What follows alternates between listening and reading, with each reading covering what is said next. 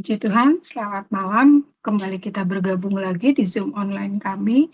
Sebelum kita mulai pembelajaran kita malam ini, mari kita bersatu di dalam doa. Pujian syukur kami naikkan kepadamu Tuhan Yesus untuk hari yang kau beri buat kami, hingga kami boleh menikmati hari yang indah ini Tuhan. Kami percaya Tuhan Yesus anugerah-Mu, kasih karunia-Mu, damai sejahtera-Mu, sukacita-Mu boleh terus kami nikmati dan boleh menjadi bagian kami. Kami bersyukur dan bersyukur ya Tuhan. Saat malam hari ini Tuhan Yesus ampuni segala salah dosa kami dari setiap perkataan, pikiran, perbuatan kami Tuhan. Biar kami boleh terus hidup dalam perkenanan-Mu. Kami boleh meresponi jaminan pengampunan yang daripada-Mu Tuhan Yesus. Terima kasih Tuhan. Saat malam hari ini kami mohon Tuhan Yesus, kami bersahati, pimpin ibadah Zoom kami Tuhan Yesus. Biar apa yang kami lakukan bukan rutinitas kami Tuhan, tapi biar kami boleh melakukan untuk kemuliaan nama-Mu Tuhan Yesus. Terima kasih Tuhan, pimpin ibadah kami dari awal pertengahan hingga akhirnya Tuhan. Kami dan beserta teman-teman kami Tuhan yang akan bergabung secara online maupun offline, Engkau memberkati kami, berikan kami hikmat, pengertian hingga apa yang kami dengar, Engkau saja yang memberikan, Allah Roh Kudus, memberikan pengertian buat kami Tuhan Yesus. Kami sungguh percaya Tuhan, hamba-Mu Engkau sudah persiapkan, pakai terus menjadi alat-Mu Tuhan Yesus, untuk memberitakan kebenaran firman-Mu, hingga kami semua boleh belajar bersama-sama, kami semua boleh terus mengerti Tuhan Yesus, akan firman-Mu terlebih kami boleh melakukan dalam hidup kami. Terima kasih Tuhan, terima kasih. Kami mulai pembelajaran kami, dan kami peralaskan doa ini hanya dalam nama Tuhan Yesus Kristus. Haleluya. Amin. Puji Tuhan. Sebentar ya, bentar. Bentar. Tunggu ya, Pak. Oh,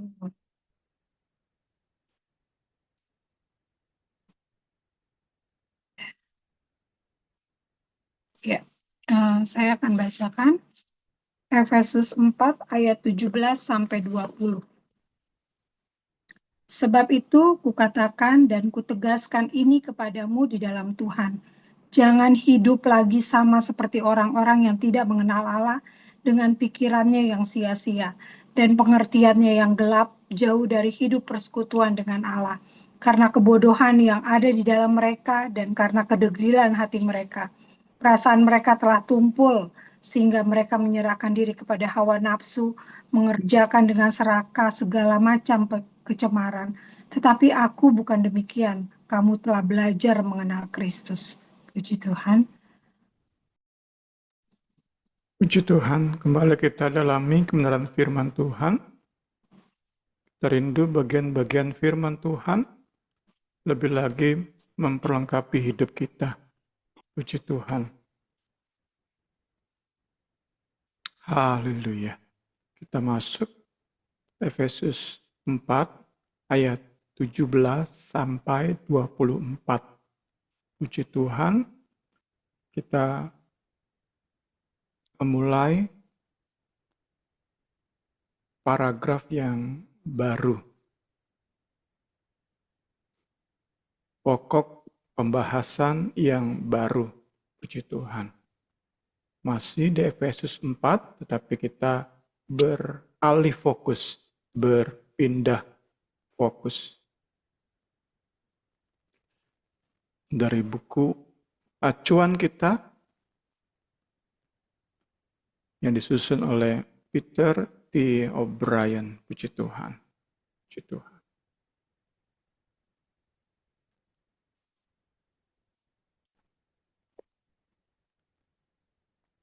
Efesus 4 ayat 1 sampai 16 yang sudah kita pelajari itu bagaikan panggung yang Paulus sudah dirikan untuk selanjutnya ia tampilkan topik-topik pembahasan di atas panggung tersebut. Atau dengan kata lain, Efesus 4 ayat 1 sampai 16 itu berfungsi sebagai kerangka kerja, kerangka kerja. Kita sambil bayangkan bingkai, sebuah bingkai. Efesus 4, 1 sampai 16 menyediakan sebuah bingkai atau kerangka kerja di mana di dalam bingkai tersebut Paulus menempelkan paragraf-paragraf yang akan kita mulai pelajari di malam hari ini sampai nanti Efesus pasal 6 sampai akhir dari surat Efesus ini. Jadi saat kita malam hari ini bahas tentang tinggalkan hidup lama, jalani hidup sebagai manusia baru, itu harus dikaitkan dengan gereja, dengan relasi antara tubuh Kristus. Saat kita masuk nanti pembahasan hubungan suami dan istri di Efesus pasal 5, itu pun harus dikaitkan dengan kerangka, dengan bingkai Efesus 4 ayat 1 sampai 16. Bicara bagaimana seharusnya anggota-anggota tubuh Kristus berumah tangga. Menjalani hidup berumah tangga itu seperti apa sih bagi para anggota tubuh Kristus? Ada di Efesus 5. Kiranya kita bisa gunakan panggung ini, framework atau bingkai ini dengan tepat, dengan benar. Puji Tuhan, puji Tuhan. Paragraf selanjutnya dengan topiknya masing-masing itu memberikan detail tentang bagaimana seharusnya jemaat gereja lokal jalani hidup sehari-hari. Jadi bukan tentang melayani di dalam gereja, bukan tentang mengerjakan karunia-karunia di dalam lingkup tembok gereja. Lebih dari itu, Paulus menjelaskan, menasehati, mendesak anggota tubuh Kristus hidup sesuai dengan status mereka, keberadaan mereka sebagai anggota-anggota tubuh Kristus. Puji Tuhan.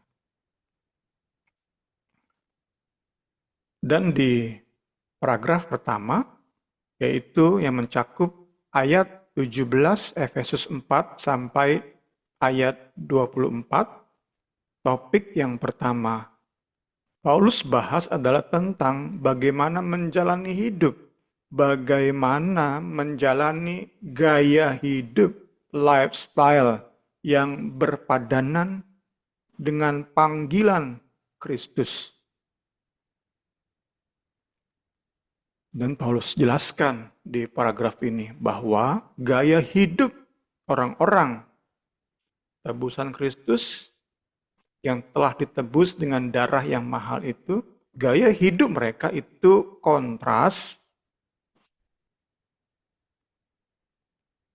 bertentangan, bertolak belakang dengan lifestyle atau gaya hidup mereka yang berada di luar Kristus. Sekali lagi itulah paragraf pertama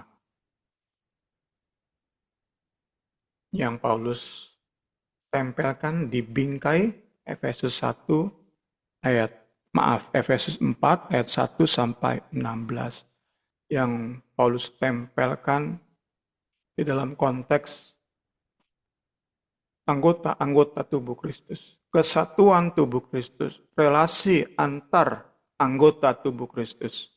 Hal yang pertama Paulus bahas adalah tentang bagaimana jalani hidup sehari-hari. Berarti begitu nempel, begitu erat hubungan antara menjalani relasi dalam gereja lokal, dalam persekutuan saudara seiman, dengan hidup berbeda dari dunia.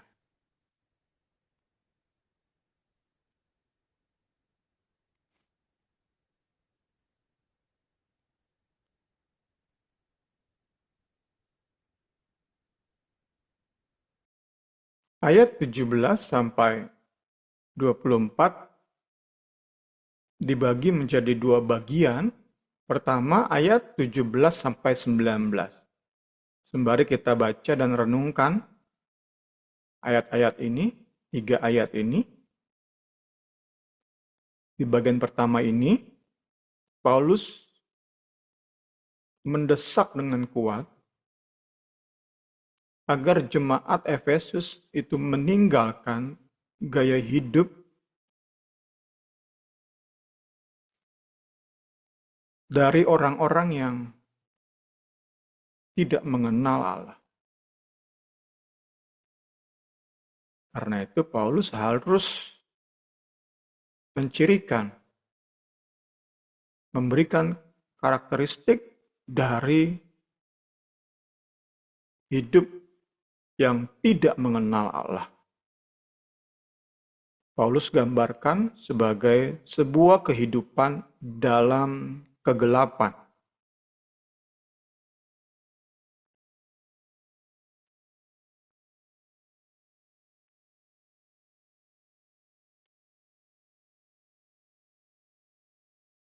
Penggambaran tentang hidup orang-orang tidak mengenal Allah ini, Paulus awali dengan menunjuk pada cara mereka berpikir.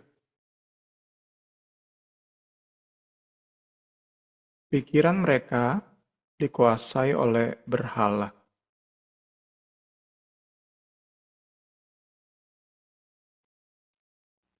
Pemikiran ini yang membawa mereka kepada pengertian yang gelap, kebodohan.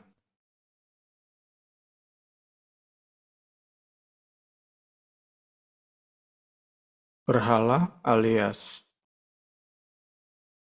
berhala itu kan Allah buatan manusia, bukan Allah yang sesungguhnya. Tidak heran itu membawa manusia kepada hal-hal yang sia-sia.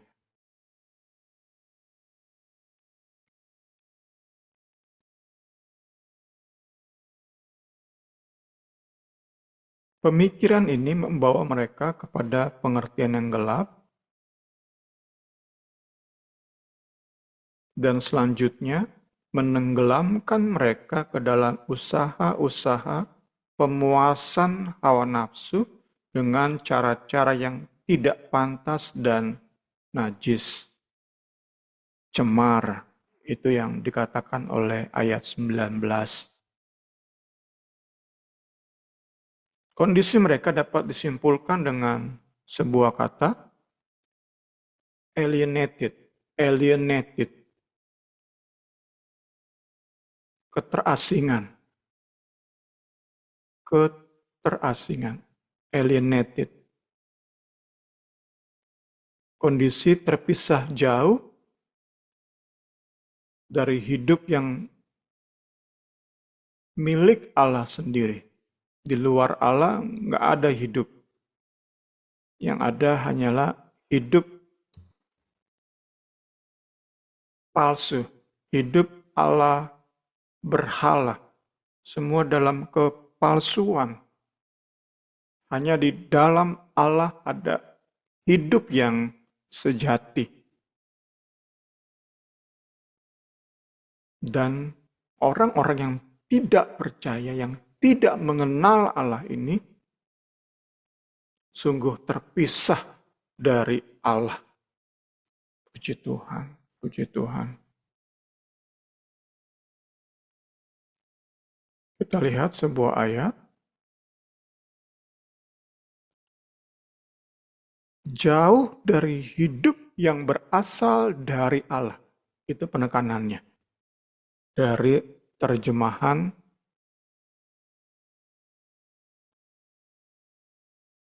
LAI yang terbaru ya.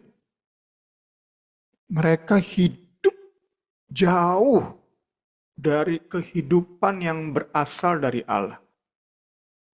Beda dengan Alkitab LAI terjemahan baru versi lama. Jauh dari hidup persekutuan dengan Allah. Lebih tepat yang baru ini. Jauh dari hidup yang berasal dari Allah. Jadi manusia di luar Kristus, manusia yang tidak mengenal Allah, mereka hidup benar-benar di dalam imajinasi, ilusi, rasa hidup, padahal sebenarnya enggak hidup. Karena hidup sejati hanya berasal dari Allah. Sedangkan mereka memisahkan diri dari Allah. Itu bagian pertama di paragraf ayat 17 sampai 24. Kita lanjut ke bagian kedua itu ayat 20 sampai 24. Di ayat-ayat ini Paulus menjelaskan gaya hidup dari orang-orang yang belajar mengenal Kristus, yang terus belajar mengenal Kristus. Itu Paulus gambarkan di ayat 20 sampai 24. Gaya hidup, lifestyle dari orang-orang yang mengenal Kristus itu sangat bertolak belakang, sangat kontras dengan jalan hidup mereka yang tidak mengenal Allah. Jadi saat dua gaya hidup ini, lifestyle ini disandingkan, kita dapati perbedaan yang sangat mencolok. Di saat gaya hidup manusia penyembah berhala ditandai dengan dosa, kecemaran, maka jalan hidup manusia-manusia Kristus ditandai dengan kebenaran dan kekudusan. Puji Tuhan. Inilah dua bagian dari Efesus 4 ayat 17 sampai 24. Yang nanti kita akan lihat satu persatu. Malam hari ini kita akan lihat hanya dua ayat, 17 dan 18. Ya, masih di pendahuluan, kita lihat selanjutnya. Cara Paulus membandingkan, mengkontraskan dengan menempelkan hidup orang-orang tidak mengenal Allah dengan hidup orang-orang mengenal Kristus, itu didempetkan, itu merupakan pola yang Paulus kita yakini dapat juga peroleh dari PL, dari perjanjian lama. Tak bisa terlepas dari pengaruh perjanjian lama. Kita lihat beberapa.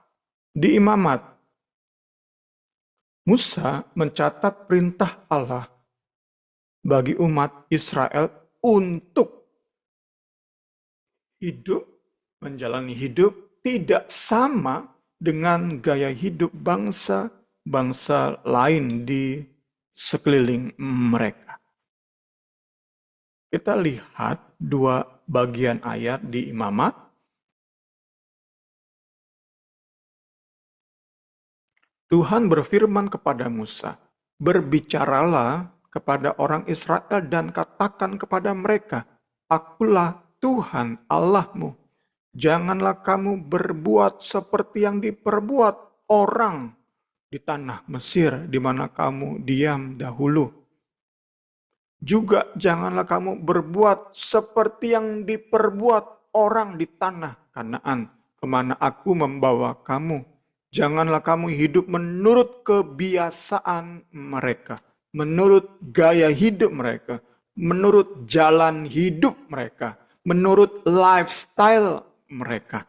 Kamu harus lakukan peraturanku dan harus berpegang pada ketetapanku dengan hidup. Menurut semuanya itu, akulah Tuhan Allahmu. Satu lagi, Imamat 20:23. Janganlah kamu hidup menurut kebiasaan bangsa akan kuhalau dari depanmu, karena semuanya itu telah dilakukan mereka, sehingga aku muak melihat mereka. Kemudian, di bagian lain dari Perjanjian Lama, Alkitab pun mencatat perbandingan kontras antara dua lifestyle ini. Kita lihat satu saja dari beberapa ayat yang diberikan oleh buku acuan kita. Kita lihat Mazmur 1. Bagaimana pemazmur membandingkan dengan berdampingan dua gaya hidup yang benar-benar kontras. Antara hitam dan putih, antara biru dan merah, benar-benar kontras. Berbahagialah orang yang tidak berjalan menurut nasihat orang fasik, tidak berdiri di jalan orang berdosa, tidak duduk dalam kumpulan pencemooh, tetapi yang kesukaannya ialah Taurat Tuhan dan yang merenungkan Taurat itu siang dan malam. Ini kan lifestyle orang-orang yang mengenal Allah. Ia seperti pohon yang ditanam di tepi aliran air yang menghasilkan buahnya pada musimnya dan yang tidak layu daunnya. Apa saja yang diperbuatnya berhasil. Bukan demikian. Kontras, bertolak belakang. Orang fasik. Mereka seperti sekam yang ditiupkan angin. Sebab itu orang fasik tidak akan tahan dalam penghakiman. Begitu pula orang berdosa dalam perkumpulan orang benar. Sebab Tuhan mengenal jalan orang benar, tetapi jalan orang fasik menuju kebinasaan. Ini kita lihat beberapa bagian di Perjanjian Lama yang kita yakini merupakan pola yang Paulus gunakan di Efesus 4 ini saat ia membandingkan hidup lama jemaat Efesus, hidup orang-orang yang tidak mengenal Allah, disandingkan dengan hidup orang-orang yang mengenal Allah. Tentu ini sudah mulai kita dapat gunakan untuk bahan refleksi diri. Puji Tuhan, puji Tuhan. Saat kita belajar kebenaran firman Tuhan, kita berikan konsentrasi kita arahkan pandangan kita pada Allah. Kita mulai dapat sama-sama merenungkan, haleluya, hidup kita yang merasa orang Kristen, hidup kita yang kita berpikir kita ini mengenal Allah, bahkan kita menyebut dia sahabat. Ada satu sobatku yang setia, namanya Yesus. Apakah itu hanya di lagu atau benar? Hidup kita menunjukkan bahwa kita ini orang-orang yang mengenal Allah, yang belajar terus mengenal Kristus. Atau ternyata kita memang suka bernyanyi, bahkan kita suka mengaku bahwa kita ini sahabat Allah. Tetapi kenyataannya orang melihat hidup kita nggak beda dengan orang-orang yang tidak mengenal Allah. Itu kan menjadi bahan refleksi, perenungan, sembari kita sedikit belajar di malam hari ini. Allah Roh Kudus menolong kita menggunakan pembelajaran malam hari ini untuk terus mengoreksi hidup kita. Kita lebih lagi berwaspada saat kita dapati ternyata hidup kita, pola pikir kita serupa dengan orang-orang dunia, kita harus segera memperbaiki diri, segera bertobat, puji Tuhan. Kemudian kita lihat di dalam perjanjian baru, tadi kita lihat di PB, di dalam perjanjian baru Paulus juga menggunakan pola perbandingan hidup lama, hidup baru itu sebagai cara untuk menjelaskan seperti apa hidup dalam pertobatan. Kita lihat dua bagian ayat. Pertama di Roma. Dengan demikian kita telah dikuburkan bersama-sama dengan Dia oleh baptisan dalam kematian, supaya sama seperti Kristus telah dibangkitkan dari antara orang mati oleh kemuliaan Bapa, demikian juga. Sama seperti Kristus, demikian juga kita. Sama seperti Kristus, demikian juga kita.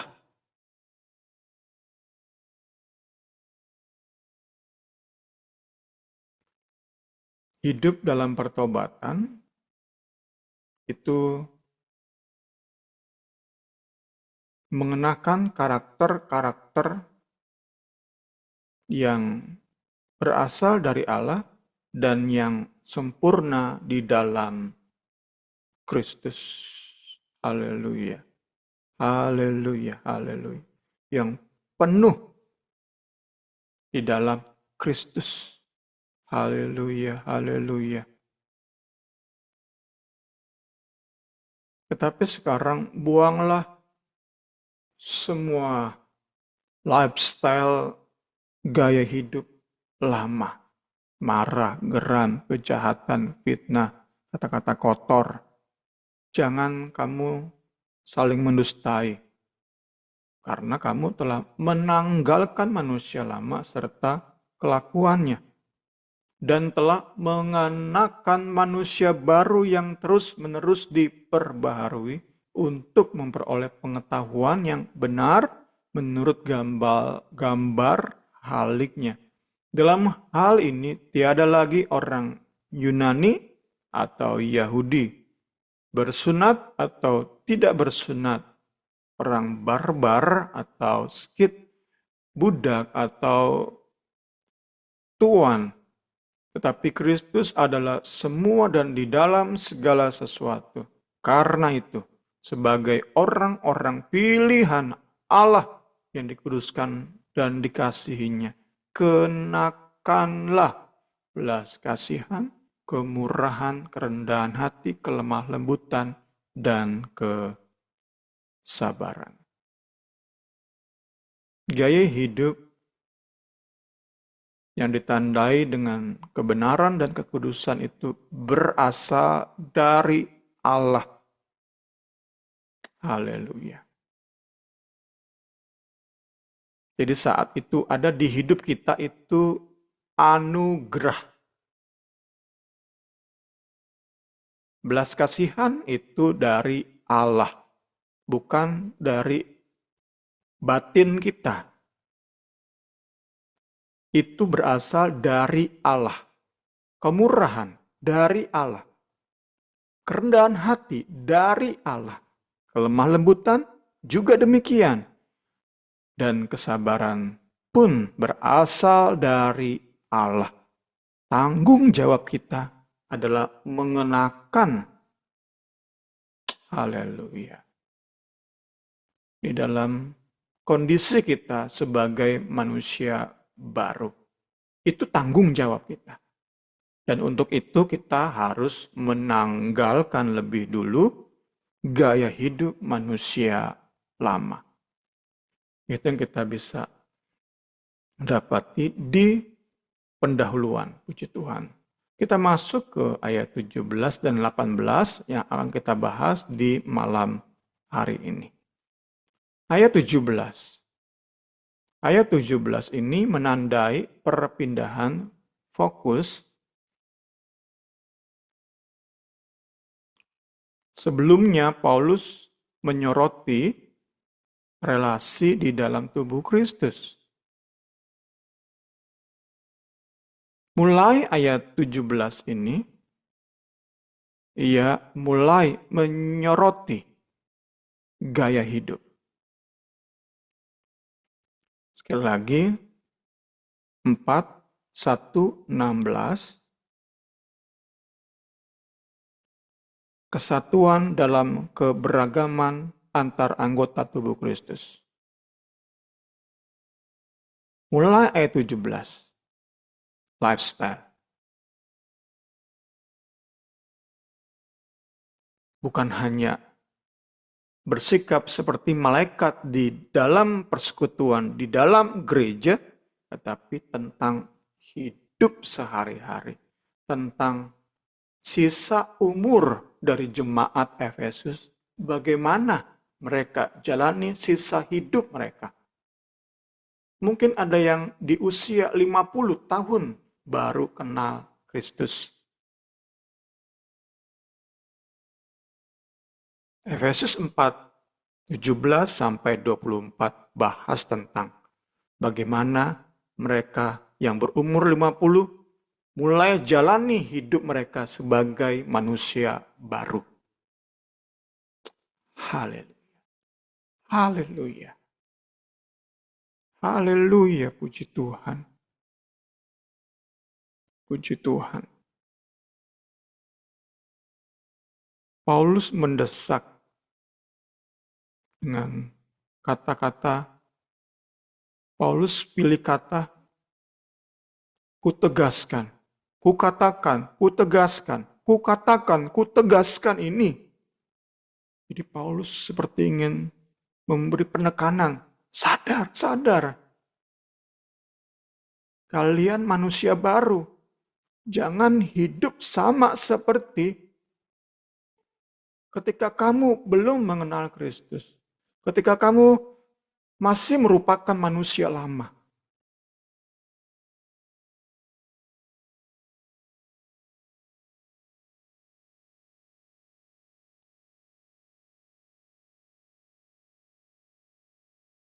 Dasar atau alasan dari desakan Paulus ini adalah bahwa jemaat telah dibangkitkan bersama Kristus dan menerima tempat bersamanya di surga.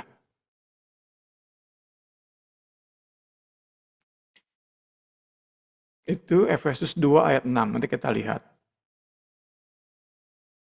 Sekali lagi, dasar atau alasan Paulus desak, jangan lagi hidup seperti orang-orang tidak mengenal Allah. Dasarnya adalah karena kalian sekarang dalam status telah dibangkitkan bersama Kristus dan didudukkan bersama Kristus di surga. Dan bahwa kalian telah menjadi anggota-anggota dari sebuah komunitas yang berisi manusia-manusia baru. Kita lihat ayat-ayatnya, puji Tuhan.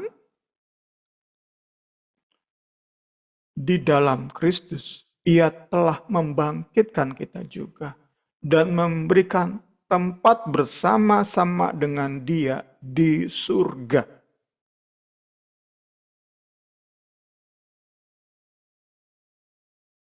Paulus ingin katakan, ironi banget saat kalian secara rohani sudah ditempatkan, didudukkan di surga bersama dengan Kristus, kalian masih punya lifestyle yang sama dengan orang-orang yang dijauhkan dari hadirat Allah, yang dipisahkan, yang diasingkan dari hadirat Allah. Padahal kamu nempel dengan Allah, nempel dengan Kristus. Kok bisa lifestyle-nya sama dengan orang-orang yang sangat jauh dari Allah? Ini kan tentu lagi dan lagi mengingatkan kita pentingnya jaga kedekatan kita dengan Kristus. Meyakinkan kepada kita bahwa doa itu bukan ritual, doa itu cara kita yang mau nggak mau harus kita jalani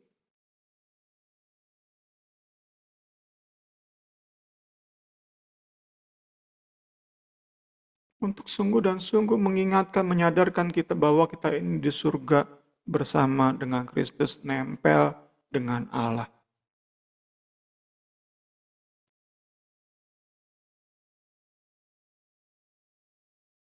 Kemudian, di ayat 15-nya, sebab dengan matinya sebagai manusia, ia telah membatalkan hukum Taurat dengan segala perintah dan ketentuannya untuk menciptakan keduanya menjadi satu manusia baru di dalam dirinya.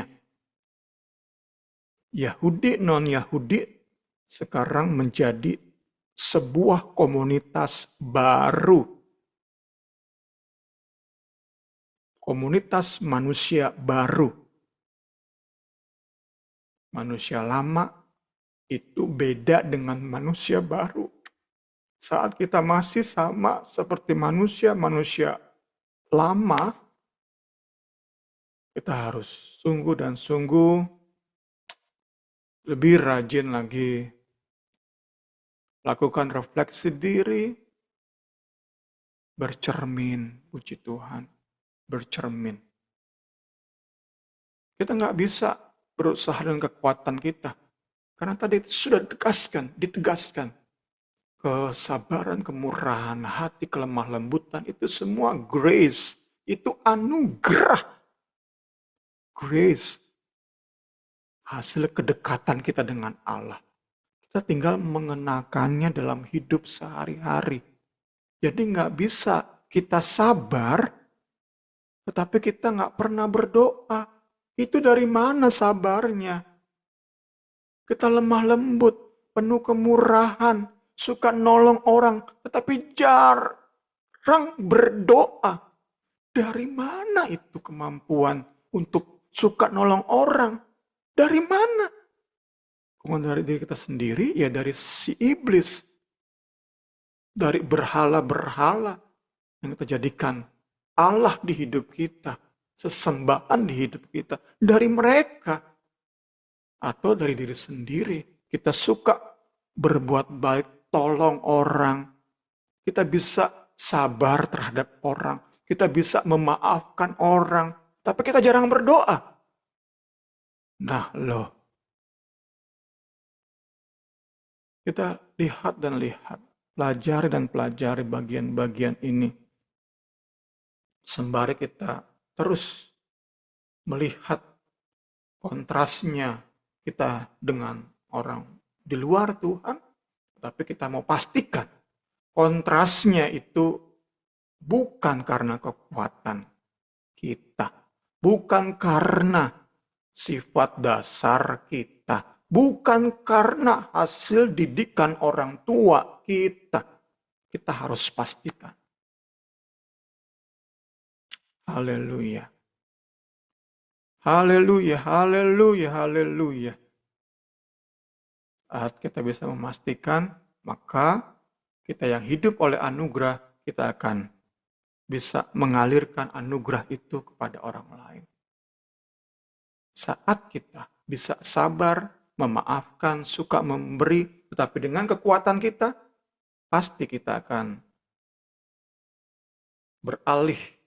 berubah menjadi Farisi-Farisi yang suka merendahkan, orang yang nggak bisa bermurah hati, orang yang nggak bisa memaafkan, Orang yang gak bisa bersabar kita akan rendahkan, kita akan hakimi. Kita nggak mau juga di sisi lain menjadi orang-orang seperti itu.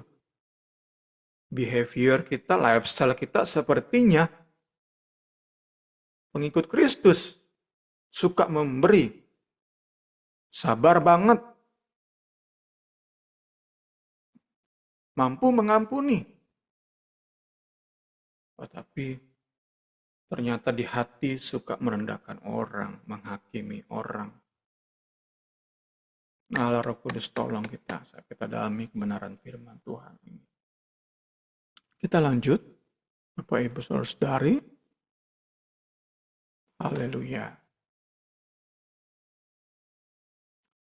Jemaat Efesus didesak oleh Paulus untuk jalani hidup yang berpadanan dengan keberadaan mereka sekarang secara rohani.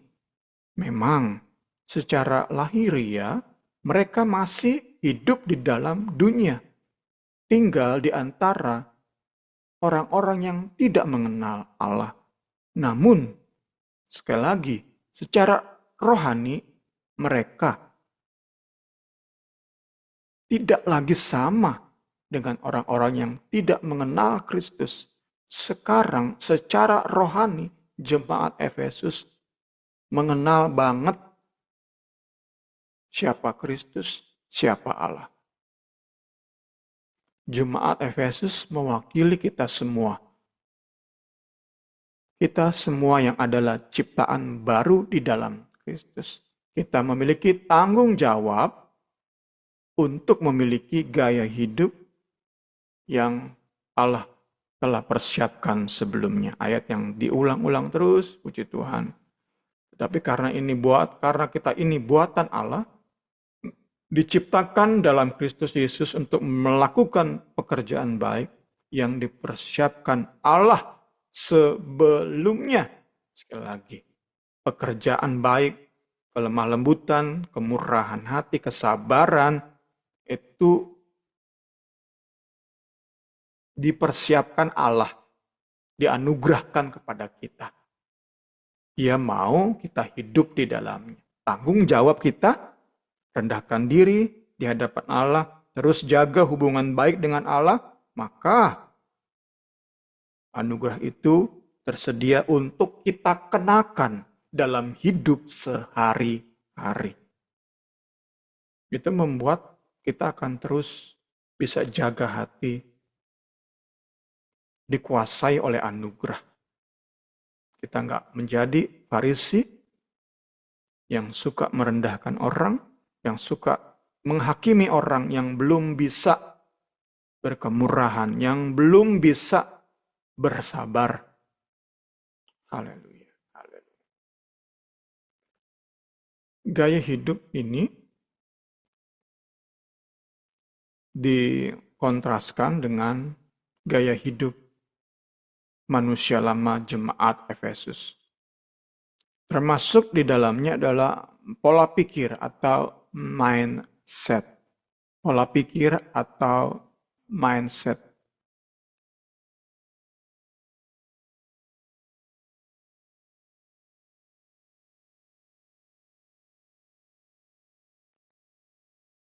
Termasuk di dalam gaya hidup itu pola pikir.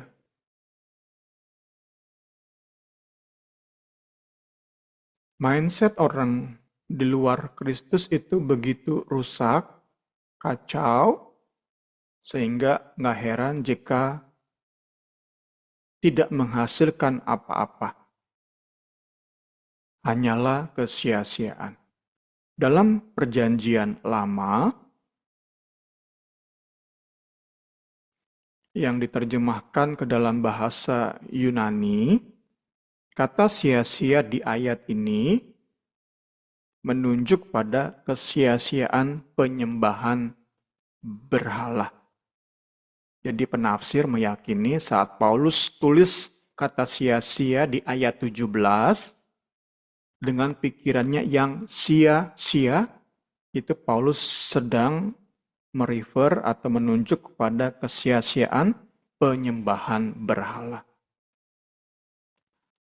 juga menunjuk pada pemikiran bahwa kita manusia bisa beroleh kepuasan yang abadi.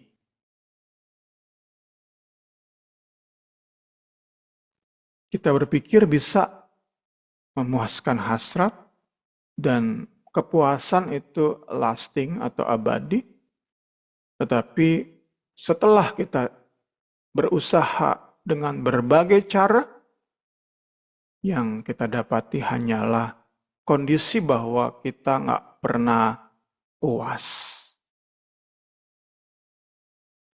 Ada orang-orang yang sudah korupsi begitu banyak miliar, triliun, tetapi nggak pernah cukup bagi mereka.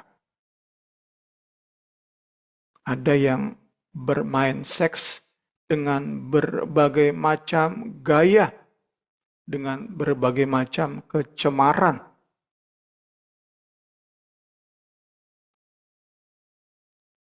Dengan manusia kurang puas dengan binatang, dengan lain jenis kelamin tidak puas dengan sesama jenis. Dengan satu orang nggak puas, dengan 3 orang, 4 orang. Terus berbagai bentuk kecemaran. Di dalamnya manusia berpikir bahwa mereka akan ketemu dengan apa yang namanya puas.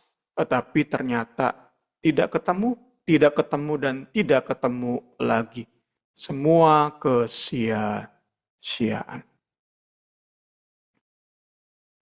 Ini terjadi karena mereka hidup di luar hubungan yang benar dengan Allah. Membawa mereka kepada konsekuensi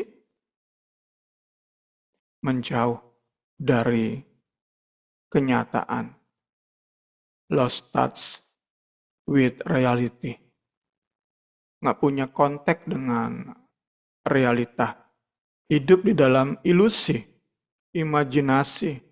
Hidup di dalam mimpi, halusinasi.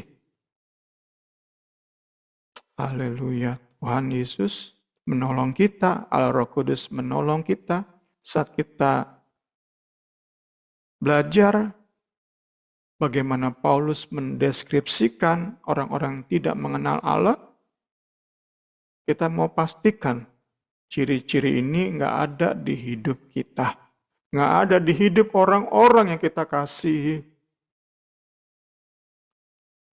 Kita masuk ke ayat 18 untuk menutup malam hari ini. Kondisi tanpa harapan dari orang-orang yang tidak mengenal Allah, itu di ayat ini digambarkan sebagai orang-orang yang memiliki pengertian yang gelap. Bicara tentang ketidakmampuan untuk memahami perkara-perkara yang sejati, yang merupakan kenyataan, realita. Nggak mampu memahami keindahan hal-hal rohani, perkara-perkara sorgawi, hal-hal yang bersifat kekal nggak bisa mereka pahami, nggak bisa mereka mengerti, hal-hal yang melampaui segala akal nggak bisa mereka nikmati. Mereka hanya terfokus pada harta duniawi, pada kepuasan badani. Nggak bisa, nggak mampu, nggak sampai pikiran mereka. IQ mereka bisa tinggi, IQ mereka bisa jempolan, tetapi dalam memahami perkara-perkara rohani, menikmati perkara-perkara surgawi, IQ mereka jeblok, nggak ada mereka sama sekali kemampuan untuk bisa menikmati perkara-perkara rohani. Nggak heran mereka kejar kepuasan-kepuasan badani. Itu saja yang mereka kejar.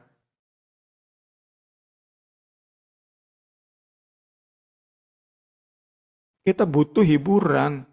Daging kita, manusia jasmani kita butuh relaksasi, butuh refreshing.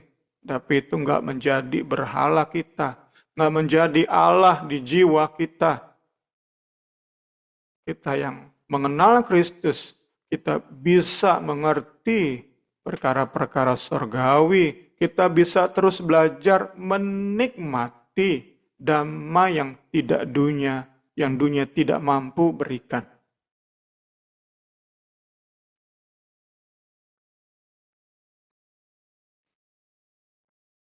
Ini terjadi karena mereka terpisah jauh dari Allah. Allah sumber terang. Menjauh dari Allah hanya ada kegelapan.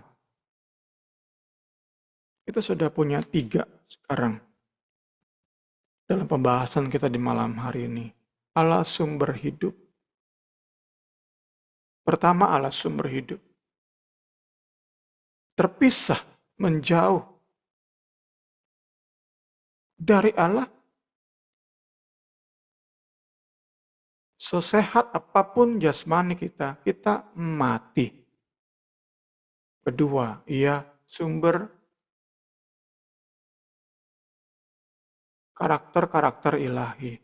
Kelemah lembutan, kesabaran.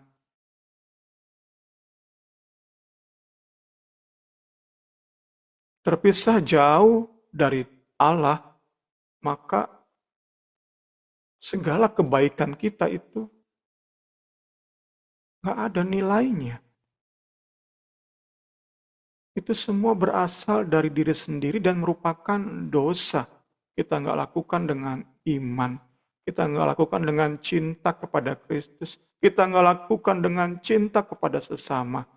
Kita lakukan kebaikan karena diri sendiri. Karena mencintai diri sendiri. Ketiga, kita sudah lihat Tuhan Allah sumber terang. Jauh dari Dia, sepintar apapun kita akan menjadi orang-orang bodoh. Kita lihat bagian-bagian akhir di malam hari ini. Mengapa mereka bisa terasingkan dari Allah? Itu terjadi karena kemasabodohan mereka terhadap Allah. Karena mereka berkeras hati saat Allah terus-menerus bersuara di nurani mereka.